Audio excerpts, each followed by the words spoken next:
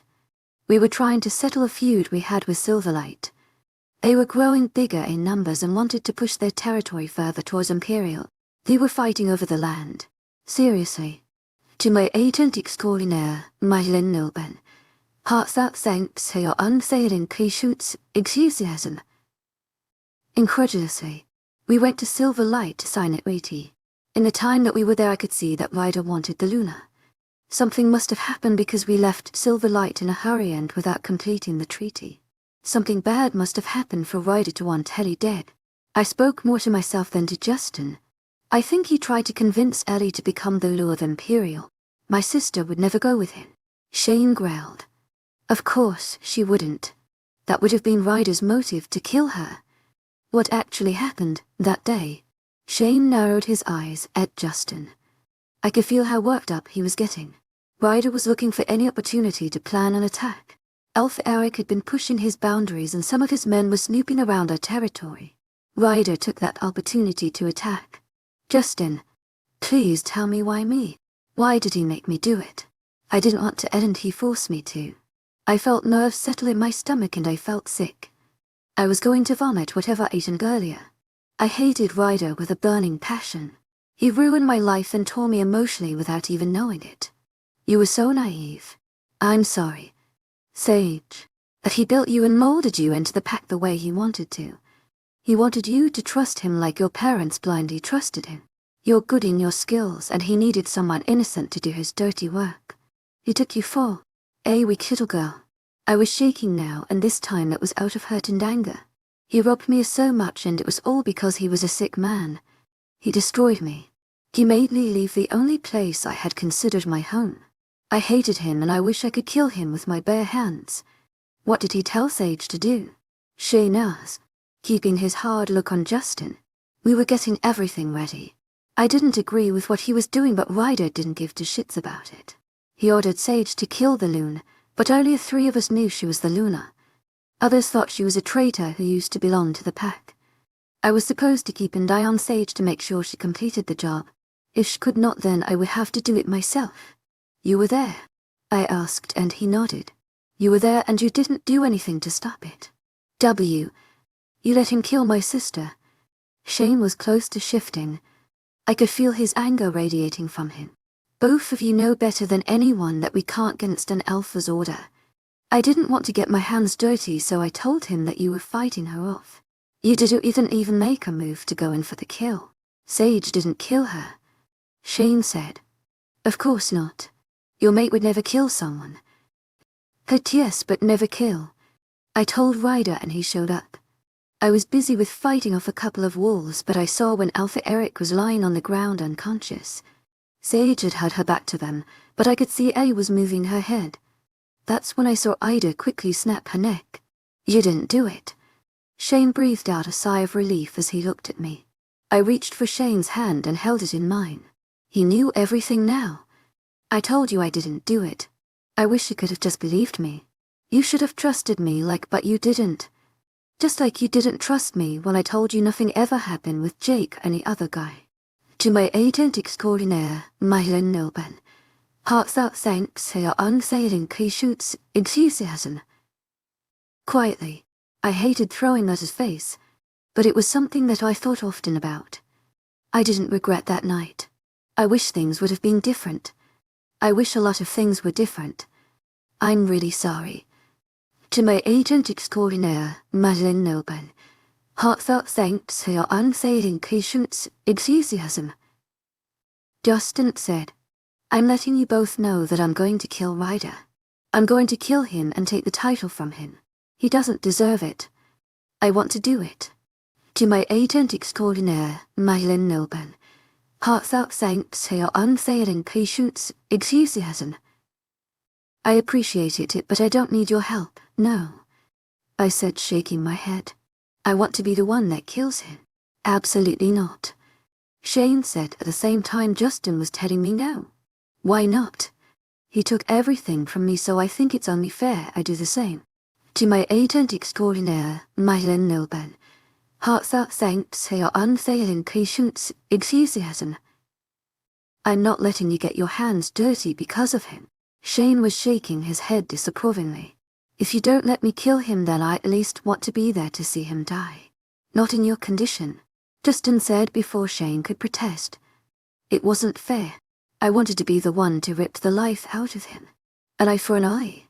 I had the right to kill him after all he had done to me. Ryder knows you're expecting, and let me tell you, the only reason he'll back off is to get that pup. Justin told me. He's planning to back off when you visit Imperial. Then you'll have to kill him before. Shane said, I'm not risking anything happen to my family. Do it after. We'll make a plan or something, but I have to be there when you kill him. I looked at both of them to show them how serious I was. 𝐿𝐻𝐼𝐻𝐼𝐻𝐼 𝐿𝐻𝐼𝐻𝐼𝐻𝐼.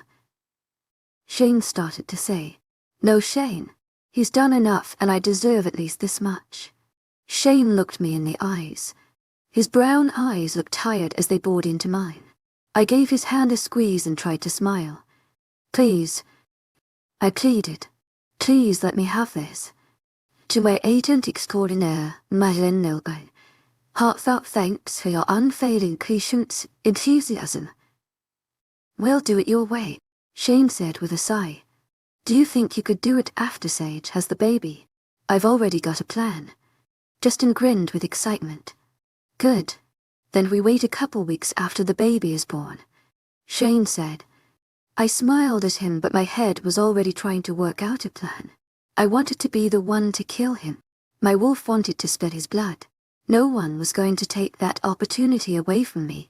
Ryder was going to pay for everything he had done to me. Chapter 33 months later.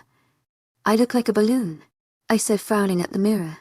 In 3 months my stomach had stretched out to the size of a watermelon. The dress I wore was loose around me, but it didn't stop me from feeling like huge. It was even becoming hard for me to walk without wobbling. Someone had the brilliant idea to throw me a celebration for the new coming pup. By brilliant I mean stupid. I didn't want to be in a room of people trying to touch my baby bump. It unsettled my wolf. But you're a beautiful balloon, 𝐷𝐸 said, smiling. I rolled my eyes and stepped away from the mirror. I felt tired and already wanted to take a nap. This morning I hadn't woken up to cheerful. Shane had woken me up early and told me he would be out welcoming fallen ash. The alpha was a close friend of Shane's. Apparently, Eric was also invited, but he declined the invitation. Everything had gone smoothly in the past month. Ryder kept his distance and didn't try to pose any threat. I felt like he was waiting for the perfect moment. Shane hadn't said much about Eric. His relationship with Shane wasn't the best right now. This will be fun. Bray tried to be 𝐿𝐤𝐳. By fun do you mean torture? Before she could answer, Jake chose that moment to walk in. He looked formal yet casual. I smiled and stepped into his open arms. How are you feeling? Jake asked. Grumpy. Bray answered for me. You'll be fine. Jake assured me. I don't want to go out there. I whined. You have to. Shane already arrived and there are people downstairs waiting for you, Jake said. I groaned but knew he was right. I had to remind myself that this was for the pack. They were happy for me and Shane. This was a time to celebrate. All three of us walked downstairs to the crowd of people inside of the house. I spotted Shane by the door and made my way to him. He placed a loving kiss in my cheek when I reached him. Love. This is Sebastian. He's the alpha of fallen ash and this is mate Lorraine. I looked at Sebastian and reached out to take his hand. Like Shane, Sebastian was tall and radiated power. My attention moved to the Luna, who was looking at me with curiosity. She looked younger than I had expected. Stretched my hand for her to shake. She hesitated a bit, placed a hand in mine. It's nice to meet you both. You people as well, I said, looking over Sebastian's shoulder. This is Peter and Micah, Sebastian introduced. Two of my trusted men. I assume everyone else is out and about enjoying themselves. Everyone should. 𝐷𝐸 𝐷𝐸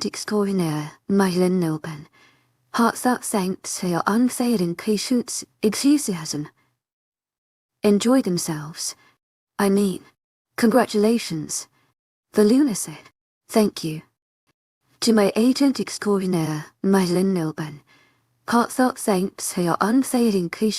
𝐷𝐸 Will you keep the Luna some company while I discuss a couple of things with Sebastian? Shane asked. Now, I didn't hide my disapproval from him. Of course he would take now to ditch me and do God knows what. I would lose my patience if more than one person tried to touch my stomach. I never understood why people found the need to do that. It will only take a few minutes, he said, kissing the top of my head. Sure. Go ahead. I grumbled. Sebastian walked behind Shane toward Shane's office. I frowned as I watched them disappear into the crowd. He was going to get an earful from me later today for leaving me. So, I'm going to go find the food. 𝐵RE said. I'll be back. I have to get your present. Jake said, kissing my cheek. Sure. All of you leave me. 𝐷𝐸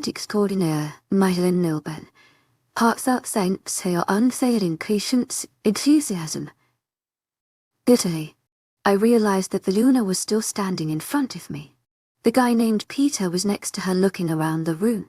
The Luna looked at me as if trying to figure something out. Do you guys want anything to eat or drink? I have to pee, Peter blurted. Lorraine scolded him. There's a bathroom at the end of the hall, I said, pointing in the direction while trying not to laugh. I can't leave Laurie's side, he said, shaking his head. I'll be fine, Lorraine said, rolling her eyes. The Luna will keep me company. He looked reluctant to go, but nature's call was stronger than himself. I'll be quick, he said, darting in the direction I had pointed. I was now left alone with Lorraine, who seemed slightly uncomfortable. I couldn't blame her. I felt the same way, being surrounded by so many people. People would stop at my side to gush about the big baby bump I had, and it gave me anxiety. After a while, Lorraine and I headed into the kitchen to get away from all of the loud noise. She seemed to be more relaxed now that we were alone. There were snacks and refreshments on the island. My stomach growled the moment I spotted the food. Take anything you want, I offered before I started to eat anything. Thank you. She smiled.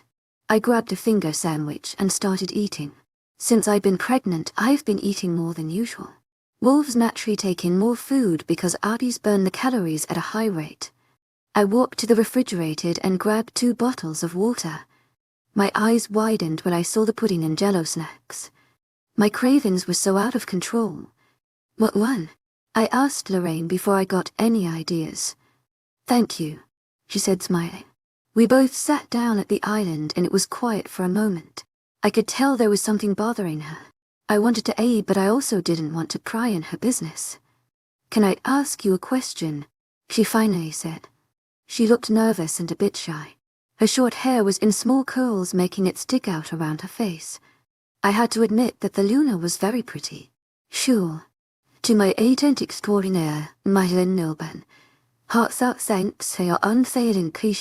𝐻𝐿𝐤𝐳𝐸𝐬𝐿.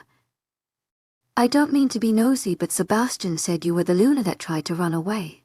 𝐿𝐤𝐳𝐸𝐬𝐬, Lorraine said with a blush coating her cheeks. The Luna that ran away. I thought over her words and smiled. I guess that was true. When I first got here, I tried running away so many times. I never got away with it, though, and I think deep down I never wanted to. Yeah, I guess I did. Why, she asked. Why did I try to run away? Lorraine nodded and waited for me to continue. I wondered why she wanted to know that. Well, I had a lot of things going on. I was kicked out of my old pack and I had gone rogue. When I found that Shane was my mate, I was scared. I've done some pretty bad things I'm not so proud of. I explained. You were scared he wouldn't want you? No, I was scared he would get hurt because of me. I've done that. Hurt people. I guess in a way you're right. I didn't want him to abandon me after he found out what I did. Sebastian told me a bit about what happened. I wasn't surprised about that. Shane had been telling me for a while now that Sebastian would be coming. Every time he talked about him, it was like he was talking about his brother. Shane told me he informed Sebastian about what happened. Shane thought it would be good to have Sebastian on our side in case Ryder brought a fight down on us. Despite what Sebastian's pack has gone through lately with the Luna, they were still a strong pack. Sebastian was a good leader. A bit of an idiot if you ask me, but still a good alpha. I was well aware of the problems happening in that pack. Did you ever just think about leaving for good? She continued, yes. I thought about it the several times I tried to escape. I thought that maybe by leaving I would have one less problem, but I was wrong. All I was doing was running away from my problems like I had been for years. I wanted to turn my back on the bond I'd have with Sebastian, Lorraine said, quietly looking down at her hands. I ran away after the war we had. I looked at her and she looked like a fragile girl. She looked 2 or 3 years younger than me. I could imagine how hard the title of a Luna might seem to her. If it was hard for me, it must also be hard for her. I didn't come back for a while. I didn't want to. I would have done the same. I admitted. 𝐿𝐤𝐳𝐸𝐬𝐬 𝐷𝐿𝐤𝐳𝐸𝐬. Heartfelt thanks for your unfailing patience and enthusiasm. She asked, surprised. Sure. You seem really young and I know the pressures of being a Luna. Shane told me a couple of things that have happened with Fallen Ash. Seems like the golfers like to gossip. Lorraine said a bit eerie. More than us girls. I agreed. I just don't know what to do. About what? It's just that I do love Sebastian, but he has hurt me so much. He's your mate. I'm sure he loves you just as much as you love him, maybe even more. Shane hurt me too at one point. And you forgave him. Yes, but why? She asked, confused. It was my fault. I know most of what happened was because of me. I admit my mistakes, and he's my mate. No matter how much he has hurt me, I was destined to be with him from the beginning. I explained. Mates are there for each other. We're part human and you should remember that. We all make mistakes. I wasn't ready to be Luna. I was scared and I didn't want to be. I didn't want to screw up. Now I want to be the best I can be. People need me. Don't you get tired of it sometimes? I do, but that's my job. We all have a role in the pack. My role is important to the pack and it makes us all stronger. I know you're going through some tough times. You're young, but I believe that you can do it. To my agent extraordinaire, 𝐿𝐴𝐿𝐬, heartfelt thanks for your unfailing patience, enthusiasm. You really think so? Yes, you seem strong. You were destined to be with Sebastian. He needs you, and you may not realize it, but you need him too. We can't be without our mates. This will be hard, but it'll get easy. We each have battles to fight.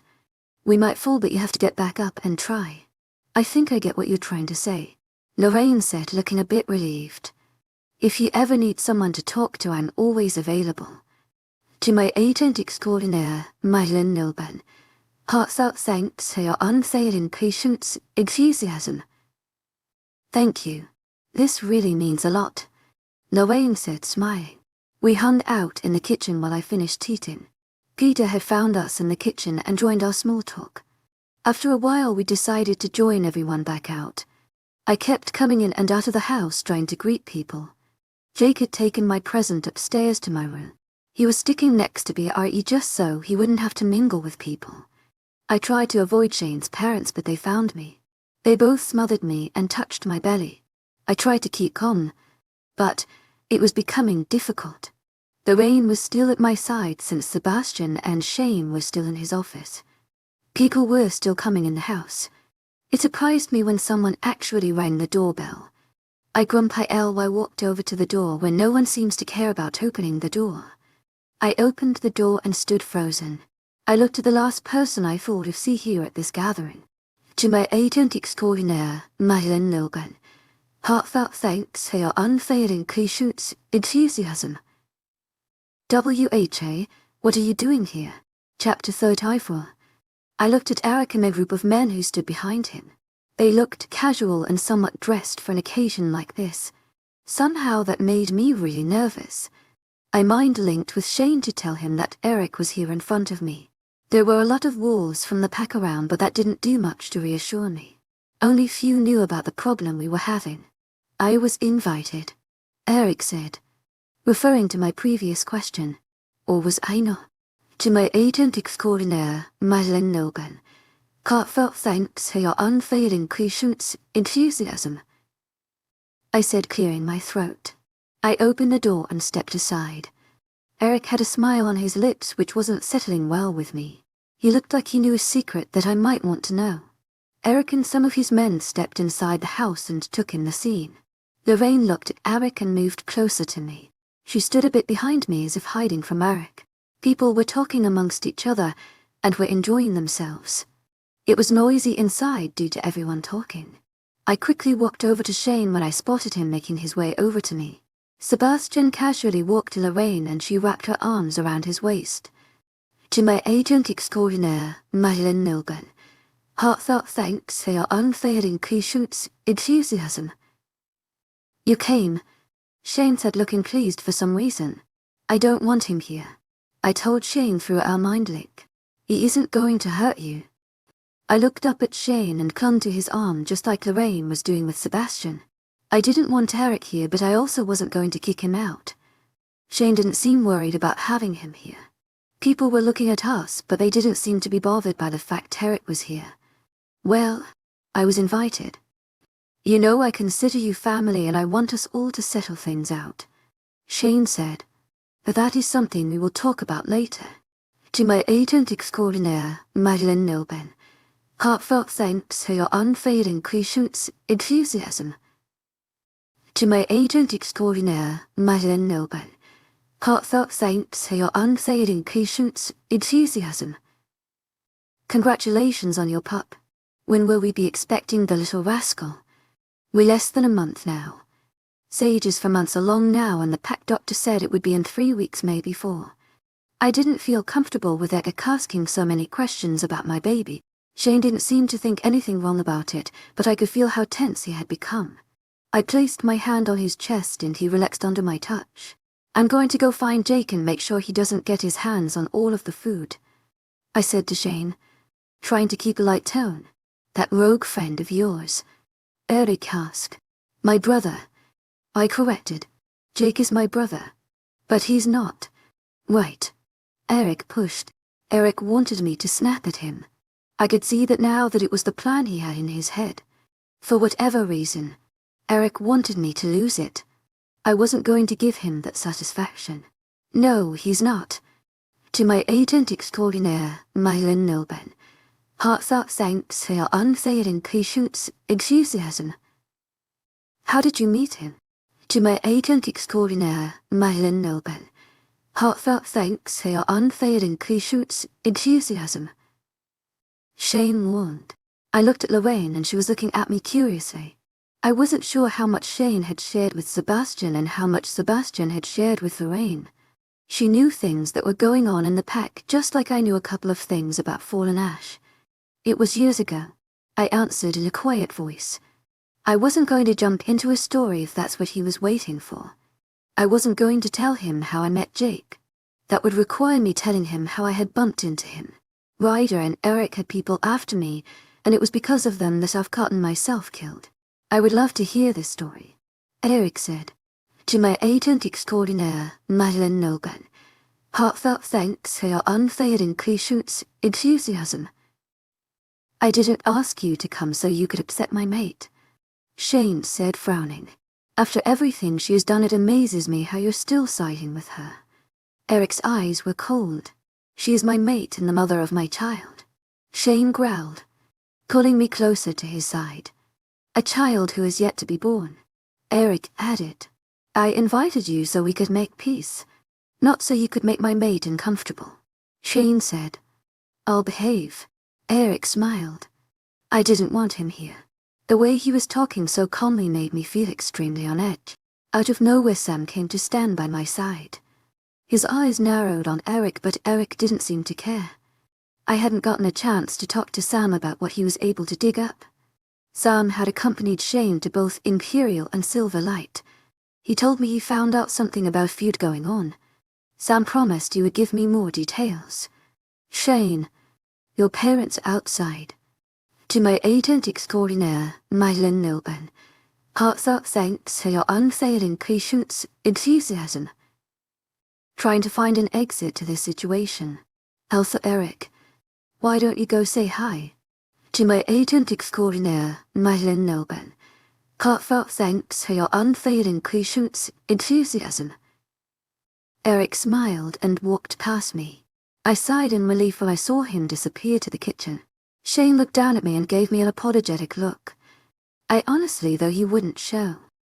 Is everything okay? Sebastian asked. Yes, enjoy the party. Shane said. I have to speak with Eric for a few minutes.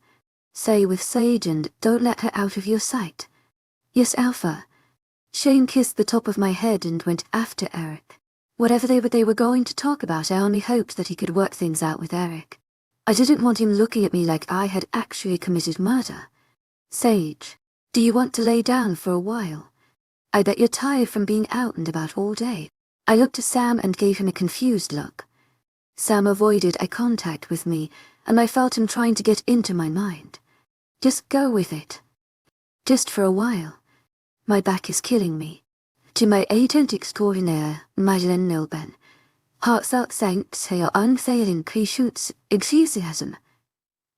Alpha Sebastian, Lorraine, if you will both excuse me, I'm going to rest for a little bit.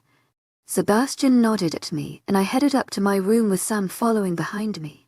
I knew we had to be quick about our talk.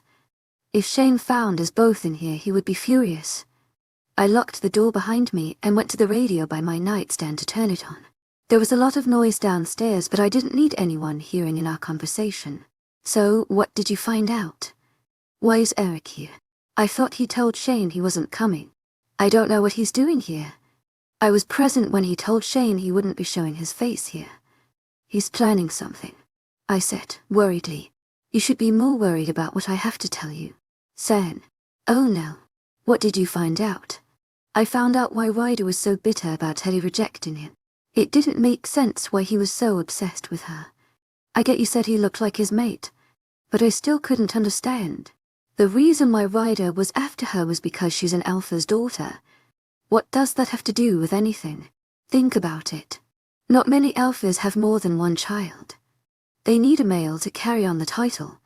and to avoid feud between siblings they don't have another child.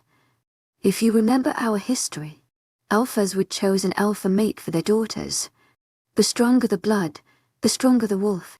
To my 𝐿𝐷𝐸𝐻𝐬 𝐊𝐢𝐳𝐬𝐷𝐞𝐝. Heartfelt thanks for your 𝐊𝐢𝐳𝐬𝐷𝐞𝐝. I can't be so sure about this, but I think I know why Ryder was so interested in you. His father wanted him to find another mate. He thought you would have been someone he could easily control. But my parents aren't alphas. I know. Which is why his father suggested he turn to ally. They were working on an agreement. But before anything was final, ally met Eric. That's why he wanted to kill her. When Justin said Ryder was trying to get close to her, he was trying to get her to choose him. To my 𝐿𝐷𝐸𝐻𝐬 𝐊𝐢𝐳𝐬𝐷𝐞𝐝. Heartfelt thanks for your 𝐊𝐢𝐳𝐬𝐷𝐞𝐝. I remember at times when Ryder would go out to visit other packs for business. He was going to 𝐿𝐴𝐿𝐷𝐿. Right. Yeah. That's why Imperial had so many problems with 𝐿𝐴𝐿𝐷𝐿. Does Shayna know about this? Of course not. Ryder wouldn't be alive if he knew. Back then Shane was only months away from taking the title. He would have tried to stop it if he had found out about it. I think that's why they were trying to rush things and do it before Shane took the title. I couldn't believe Shane's parents would do something like that. It went against everything werewolves believed in. There was a reason those kinds of things were banned by the elders. The day before Ryder had us prepare for an attack, he looked pissed. He looked like he was ready to kill someone. I guess we know now who that someone was. Sam said. I nodded in agreement. Eric had to see the truth in all of this. Ryder had me kill her because he didn't want to fight with Eric. If he killed ally, then nothing would guarantee him that he'd still be alive till this day. He would have lost his title as Alpha, and most likely Eric would have planned an attack on Imperial. With the amount of wolves we lost, they would have easily taken us down. Ryder still wanted me dead because he knows that at any moment I could convince Eric of the truth. Everything was falling in my favor. We have to convince Eric. This is the motive why Ryder would have wanted ally dead. It seems that pain of losing his mate is clouding his judgment. Sad. Breaking me out of my thoughts. No, I said. If we tell him, then he'll want to kill Ryder right in the spot. Is that a bad thing? Eric might get hurt and it would be our fault. I don't want that. Besides, I have plans for Ryder. It was true. I wanted to leave Ryder untouched for now. I had other plans for him. I would get back at him for all the pain he has caused me and everyone else. Whatever it is, I know I'm not going to like it. Sam had a look of dread on his face. Tell me you're not going to do something stupid. I can't tell you. To my 𝐿𝐷𝐸𝐻𝐬 𝐊𝐢𝐳𝐬𝐷𝐞𝐝. Heartfelt thanks for your 𝐊𝐴𝐿𝐷𝐸𝐻𝐬𝐷𝐞𝐝. If I do, you might try to stop me. That's what I was afraid of. Sighed. As the new Luna, I'm expected to be the picture of strength and grace. But behind the scenes, I'm grappling with a decision that could change the course of my pack's future. Chapter 35. Everything started up perfectly fine. I woke up to Shane's arm wrapped perfectly around me and my big belly. His face was buried in my neck and his light breath tickled my skin. When I tried to get up, Shane tight and his hold on me. Shay, let go. I whined. Just a little while longer. He mumbled. Shay, I have to pee. I pried his arm off of me and darted for the bathroom. Being pregnant meant that I had the bladder of a kitten. I get pregnancy is supposed to be a beautiful experience. But there were some days that I just couldn't take it. I didn't know how humans could do this for 9 months. I jumped in the shower after I finished relieving my bladder. When I finished my warm shower, I decided to wear a dress. The dress was long and thankfully it stretched around my belly. When I stepped back into the room, Shane was sitting up in bed. He was on the phone and was deep in the conversation. I went to sit by him and he instinctively placed his hand on my belly. Shane seemed to be more excited about the baby as more time passed. It made me happy that he was this way with me now. It made me feel like maybe this whole mess with Ellie's death was something we could move past from. At the gathering 3 weeks ago, I was able to somewhat smooth things over with Eric. Apparently Shane had told him about the possibility of Ryder killing Ellie. Thankfully Eric was able to give me the benefit of the doubt like Shane had. I knew Eric still didn't have trust in me. The only thing I could do to reassure him was letting him in on my plans. I told him the information Sam had gotten from Imperial. He seemed a bit more convinced when I told him about everything. Eric was going to help me. 𝐿𝐤𝐳𝐸, heartfelt thanks for your unfailing patience, enthusiasm. My mate and I will be waiting for you, Shane said, ending his call. Who was that? 𝐿𝐤𝐳𝐸, heartfelt thanks for your unfailing patience, enthusiasm. He's coming to visit. Why, no specific reason. He wanted to visit my parents. He liked to do that often, and with this whole thing happening he's been coming a lot. I don't blame him. Shane raised a brow and gave me a questioning look. I leaned in and pecked him on the lips. I get why he wants to be here more. This whole thing reminds him of Ellie's death. Do you know how that makes him feel? Maybe being here makes him feel close to her. This is why I love you, Shane said before crashing his lips to me. I wrapped my arms around his neck and brought him closer to me. His warm lips moved against mine softly. I broke away when I felt a smooth shooting pain move through me. Oh. Are you okay? Did I hurt you? No, I'm okay. 𝐿𝐤𝐳𝐸, heartfelt thanks for your unfailing patience, enthusiasm. I'm fine. I'm going to shower and then we'll eat. I'll start making something. He kissed me one last time and headed into the bathroom. I walked out of the room and headed down to the kitchen. Eric would be here in less than 2 hours. Maybe I could make something for him and his pack too. I started taking out things for me to cook. It was still early morning, but Jake still came in looking more awake than ever. He looked at me and grinned. Now you look more like a housewife, Jake said playfully. Shut up. Werewolves don't get married. 𝐿𝐤𝐳𝐸, heartfelt thanks for your unfailing patience, enthusiasm. Same thing, he said, waving it off. Do you need help? I nodded and let Jake help me with making breakfast. Within 20 minutes of cooking I started feeling tired. My back was starting to hurt more than usual. I blamed it on the baby moving around. The pack doctor informed us that I had less than 3 weeks now. My due date was getting closer and closer. I felt nervous and I wasn't sure how I was going to deal with the pain of giving birth. I smell food, 𝐵𝐸 said, walking in the kitchen. Wanna help? Just because you're a balloon about to pop? She joked. I rolled my eyes but smiled. Again I felt a sharp pain. It felt like I had cramps. I usually had back pain, or sometimes certain foods made me feel sick. Are you okay? 𝐵𝐸 asked. Yeah. Just a kick. 𝐿𝐤𝐳𝐸, heartfelt thanks for your unfailing patience, enthusiasm. By the time everyone had walked in the room we had finished making breakfast.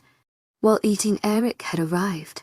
He agreed to join us for breakfast, though he seemed a bit uncomfortable. After eating, Jake and Sam were obligated to clean up. I gave the excuse that I couldn't because I was tired. They all treated me like a baby and sometimes it got annoying, but I didn't mind being treated with care. That only meant that they cared. I'll go get our things and we can head to my parents' house, Shane said. 𝐿𝐤𝐳𝐸, heartfelt thanks for your unfailing patience, enthusiasm. Do you want to ride with us? Sure thing, Eric said. Mind if we come along? Sam asked. Jake, 𝐵𝐸 and Sam were standing together. They hardly ever left me alone, and they brought it upon themselves to act like my bodyguards. Jake had finally accepted being part of the pack now. He didn't want to leave me now that I was going to become a mother. I would be surprised if he didn't, Shane said. I waited in the living room with Eric, his men and Sam. Everyone was quiet as we waited for everyone to join us. Sam was sitting protectively close to me. So, how's it going? Eric said. I'll see what's taking Shane so long. 𝐿𝐤𝐳𝐸, heartfelt thanks for your unfailing patience, enthusiasm. I stood up and I felt the pain again, but this time it was sharper. I stood frozen and let it pass. Sam was at my side and I gave him a reassuring smile. I'm okay. 𝐶𝐵 Heartfelt thanks for your unfailing patience, enthusiasm. Are you sure? Yes, another pain shot through me. I faintly heard Derek calling out for Shane. I tried to do the breathing exercises I would see on TV. It hurt, but it wasn't so bad. I sat down on the couch and Shane was at my side. I let out a whimper when yet another pain shot through me. I finally concluded that this wasn't normal. It's happening. I told Shane. It's happening. He echoed. Oh, I said, feeling a contraction. Yup, it's happening. I called for the pet doctor. Shane said. She's on her way. Shane. I whimpered. I'll get you to our room, Shane said. Shane scooped me up in his arms, and the movement made me groan in pain. I didn't feel ready to give birth. I was literally king out in the inside. 𝐶𝐵 Heartfelt thanks for your unfailing patience, enthusiasm. Could you? I'll wait and I'll send the pet doctor up when she gets here. I'll call your parents and let them know, Eric said before Shane could get another word out. Jake and Bri both came rushing into the living room. One look from me and Jake beamed. Bri looked excited and she hugged Jake. The baby is coming, she squealed excitedly. Hello, woman about to pop a baby out, I said, pointing to myself. Still in pain here. Shane gave me a worried look and rushed me to our room. He placed me on the bed and he arranged the pillows for me to lean on. He looked really nervous and looked like he didn't have a clue in what to do. Does it hurt? Shane asked. I was going to say no, but another contraction came. I winced in pain and bit down on my lower lip. I didn't want him to see how much it actually hurt. Just a little. 𝐶𝐵 Heartfelt thanks for your unfailing patience, enthusiasm. Tell me what to do to make you feel better, Shane said. Shane sat down next to me on the bed and took my hand. I smiled at him and tried not to wince as the contractions kept coming. We waited for the pet doctor to arrive and the pain was becoming worse. Shane kept pacing the room and it was only stressing me out more. Was this supposed to hurt this much? Does it hurt? He asked for the third time. Of course it hurts. I snapped at him. What should I do? Stop asking stupid questions. The pactor bursted through the room and Shane growled at her. He wasn't happy that she had taken a long time to get here. Immediately she checked to see how far along I was. Apparently I was too far for her to give me anything that would numb the pain away. I wouldn't have wanted it either way. This giving birth thing was no walk in the park. We're going to start now, Lisa said. I don't care, just move it along already, I said, crying. The contractions and pains were increasing. Shane looked nervous and I noticed his eyes had turned dark. I had tears rolling down my eyes now. 𝐶𝐵 Heartfelt thanks for your unfailing patience, enthusiasm. You're fully dilated, so we're going to start pushing. When you feel the next contraction, take a deep breath until I count to 10. After I reach 10, take another quick breath and I'll count off again. Can you do that? Yes. Just get on with it. 𝐶𝐵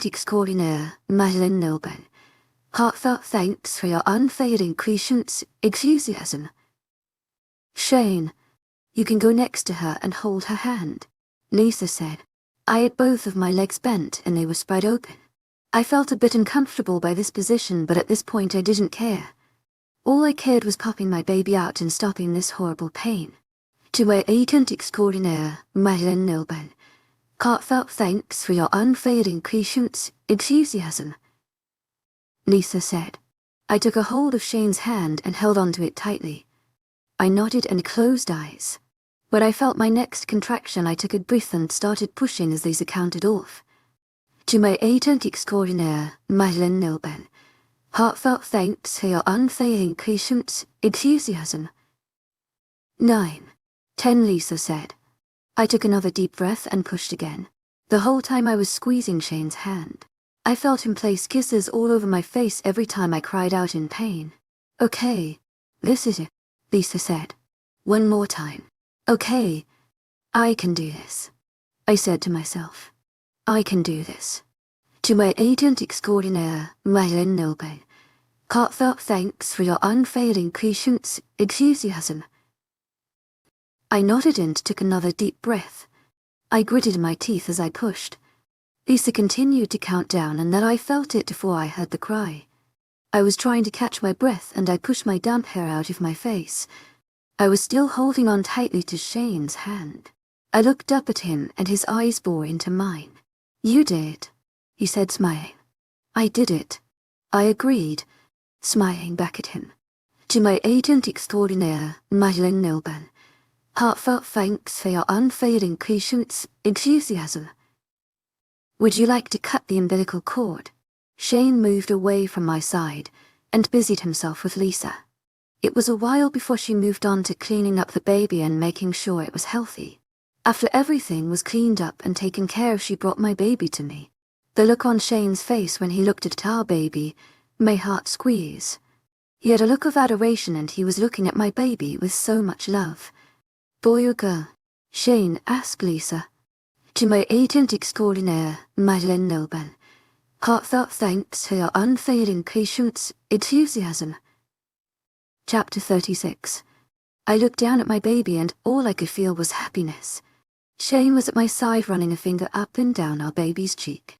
It was the most perfect moment I had ever experienced. There was a light knock in the door. Reluctantly, Shane stood up and opened the door. With one nod, both BRE and Jake came rushing. Sam trailed behind the two. All three froze in front of as they started at the small baby in my arms. Please tell me it's a boy, Jake said. Please tell me it's a girl, BRE said, hopeful. I smiled at both of them. I looked at Sam, who shrugged. I guess he didn't want to guess what the baby was. Everyone, meet Helena. To my agent extraordinaire, 𝐿𝐴, heartfelt thanks for your unfailing patience, enthusiasm. Holding my baby girl up for them to see, Jade squealed and brushed to my side. Jake groaned but still beamed at me. They all took turns holding my baby. The entire time Shane was at my side looking tense. You okay? I asked through our mind link. My wolf is just being overprotective. He doesn't want anyone hurting our baby. I squeezed Shane's hand reassuringly and smiled. I liked that Shane was protective of our baby. I loved that little spark in his eyes every time he was looking at her. Every time Shane looked at me, I saw the love he had for me. No matter what has happened, I can be assured that Shane loves me just as much as I love him. After 30 minutes of my baby girl being passed around, Shane finally kicked everyone out. I was exhausted and my body felt sore. I was starting to heal, but it didn't stop it from being uncomfortable. I felt like I needed more than just a few hours of sleep. I needed to crash and sleep for the next few days. But I couldn't close my eyes as I held my little angel in my arms. She was so small and sound asleep. Her little chubby cheeks were coated pink and her lower lip was pushed out, making her look like she was pouting. I was sure she got that from Shane. Goddess? She was just so amazing. This was my baby girl. You should sleep, Shane said. I don't want to. I protested. You have to at least try, Shane said. Lisa said you were more than halfway dilated when you really started feeling the contractions. I think I had felt them since I woke up. I guess I didn't pay much attention to it. Well, now I want you to rest and I'll take care of Elle. I grinned at hearing Shane give our baby a nickname already. I had all this excitement bubbling inside of me. I was at the happiest moment in my life. I had my baby in my arms. Shane was at my side, and for just a few moments we could forget about everything. But I knew that soon things would change. I had a plan that I needed to start taking action in. Shane was right when he said I needed to rest. I needed to regain my energy so that I could have the strength to do what needed to be done. I already have my master plan in mind. I needed to talk to 𝐾𝐤 soon and find a way to get to Ryder. I needed to be careful about this so Shane wouldn't find out. If he found out what I was planning, he would probably lock me up. Again, to my agent extraordinaire, 𝐿𝐴, heartfelt thanks for your unfailing patience, enthusiasm. But just for a little bit. To my agent extraordinaire, 𝐿𝐴, 𝐿𝐢𝐳𝐸𝐴𝐻𝐸 I wrapped the new clean covers around me and snuggled in bed. Shane was sitting on the side of the bed holding Elle in his arms. I smiled at them and let my eyes flutter close. I felt my body relax and give in to exhaustion. When I woke up, it was dark inside of the room. I was still groggy and my vision was blurred. Once I stretched out and felt fully awake, I went into a panic. Shane wasn't in the room and neither was my baby girl. I shot up out of bed and immediately regretted it. My body was stiff and my lower area was still sore. I quickly went to the wardrobe and took out shorts and a tank top. I changed as quickly as I could to get right out of the room. I called out. I didn't hear a response. I tried to reach Shane through our mind link, but he was blocking me. I ran down the stairs and ran to the kitchen. The kitchen was empty and was dark like the rest of the house. I ran out of the kitchen and in the living room. I froze when I saw a dark figure sitting down on the couch. Even in the dark, I could see the person sitting down and I could see that he was holding my baby girl in his arms. My wolf was on high alert now. Where is everyone? There was a little situation. Eric said. What do you mean? Rogues attacked and Shane left with others to take care of it. And he just left you here to look after my daughter. Eric and I had managed to settle things down, but that didn't mean we trusted each other. I was growing uneasy by the second as he continued to cradle my baby in his arms. I was trying to calculate how easy it would be to snatch her out of his arms without hurting her. He didn't want to leave the two of you, but I agreed to watch after the two of you. Why would you do that? I'm not a bad guy. Sage, I've just had a torturing past.